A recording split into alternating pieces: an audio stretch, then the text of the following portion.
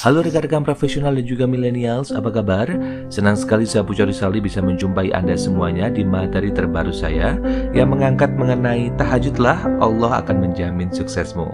Tapi sebelum saya memulai materi ini, alangkah baiknya jika Anda subscribe terlebih dahulu, like, share, dan juga komen materi saya sehingga akan memberikan motivasi kepada saya untuk terus bisa membagikan inspirasi, motivasi, dan juga peningkatan kualitas hidup.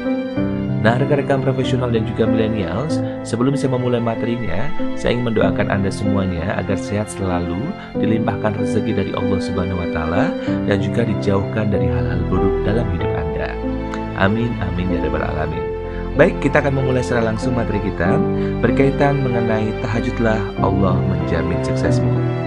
Dalam sudut pandang Islam, sholat tahajud adalah sholat sunnah di malam hari yang sangat mujarab jika memang seseorang ingin memperbaiki kualitas hidupnya. Tahajud memberikan efek kelapangan rezeki dan juga kebahagiaan jika kita melakukan tahajud.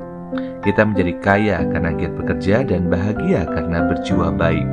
Pada kenyataannya, tidak semua orang di antara kita yang mengerjakan sholat tahajud lantas menjadi kaya dan atau bahagia. Tidak sedikit yang justru tenggelam, yaitu jatuh miskin dan kian sengsara, walaupun sudah melaksanakan sholat tahajud. Lantas apa yang salah dari sholat tahajud yang mereka jalani tentunya secara rutin? Jawabannya mungkin ada pada penilaian kita terhadap kualitas sholat tahajud yang kita kerjakan. Kita cenderung menganggap sholat tahajud yang dijalankan sudah benar dan sempurna. Seharusnya hal seperti itu harusnya dijauhkan dari pikiran kita. Sesungguhnya pelaku ibadah itu mengira telah menegakkan sholat seutuhnya, padahal tidaklah tertulis baginya kecuali setengah sholat atau sepertiganya atau seperempatnya atau seperlimanya sampai sepersepuluhnya. Nah, terhadap sabda Rasulullah SAW tersebut, seorang sahabat bernama Ammar bin Yasirah menerangkan, yang dicatat untuk dia atau pelaku ibadah dari sholat hanyalah apa yang ia tegakkan dan sholat itu dengan akalnya. Menegakkan sholat dengan akal inilah yang dimaknai dengan sholat cerdas. Dengan demikian ada syarat yang harus ditegakkan agar dapat melaksanakan sholat secara optimal. Caranya adalah mengerjakan sholat dengan penuh kesadaran dan juga keyakinan. Dengan kesadaran penuh artinya seorang sadar ia mengerjakan sholat dan tidak memikirkan hal lain selain sholat. Dengan keyakinan artinya ia meyakini dengan sepenuhnya apa yang ia kerjakan adalah sholat, yaitu sebuah media untuk berkomunikasi dengan Tuhan. Oleh karena itu, melakukan sholat cerdas dalam setiap waktu, tidak hanya sholat tahajud, dapat meningkatkan keimanan kita terhadap Allah Subhanahu wa Ta'ala. Tidak ada yang lebih membahagiakan seorang muslim selain mendapatkan ridho dan kasih sayang Allah Subhanahu wa Ta'ala. Beruntunglah Anda yang rajin bangun malam untuk menjalankan sholat tahajud. Begitu banyak pahala dan juga manfaat yang akan didapatkan seseorang yang selalu menyisihkan waktunya di 2/3 malam untuk menunaikan sholat sunnah tersebut. Berbagai keutamaan sholat tahajud bisa Anda rasakan jika terbiasa melaksanakan ibadah ini secara rutin. Di antara sholat sunnah lainnya, sholat tahajud dianggap sebagai ibadah paling istimewa.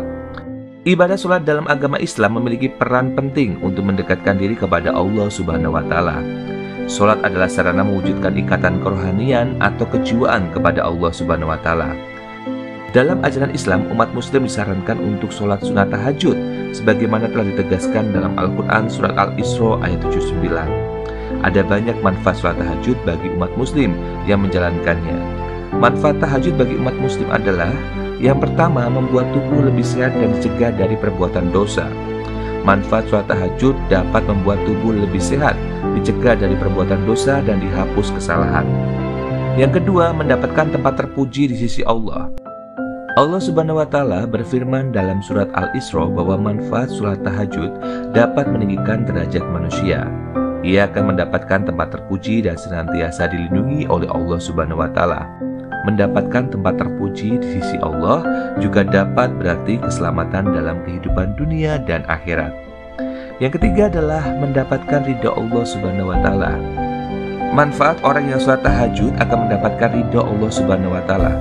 Sebagaimana tercantum dalam hadis berikut, di mana 3 orang yang diridhoi Allah Subhanahu wa Ta'ala, yaitu seorang yang pada tengah malam bangun dan sholat, suatu kaum atau jamaah yang bersaf untuk sholat, dan suatu kaum yang berbaris untuk perang di jalan Allah.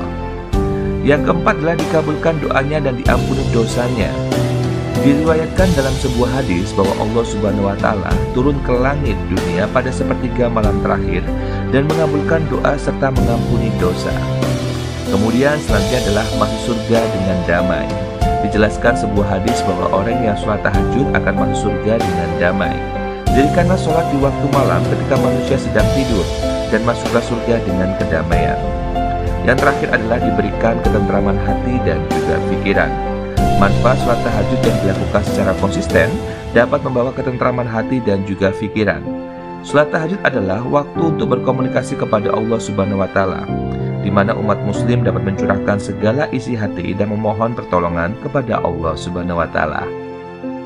Nah, rekan-rekan profesional dan juga millennials, itu tadi adalah merupakan manfaat dari sholat tahajud, di mana sholat tahajud ini tidak hanya menenteramkan pikiran dan juga hati kita, tapi juga bisa meningkatkan kualitas kita dalam mencapai kesuksesan. Semoga apa yang saya sampaikan pada kesempatan kali ini bisa Anda praktekkan dalam kehidupan Anda sehari-hari, sehingga akan memberikan kemudahan bagi Anda dalam mencapai impian atau kesuksesan Anda. Yang penting adalah konsistensi dalam melakukan hal tersebut. Baik, akhir kata saya Puja Rizali harus mengakhiri perjumpaan kita pada kesempatan kali ini. Semoga materi ini bisa memberikan inspirasi bagi Anda dan juga keluarga tercinta, dan Anda bisa mempraktekkan dalam kehidupan Anda sehari-hari. Kita jumpa lagi di episode selanjutnya. Terima kasih banyak. Wassalamualaikum warahmatullahi wabarakatuh.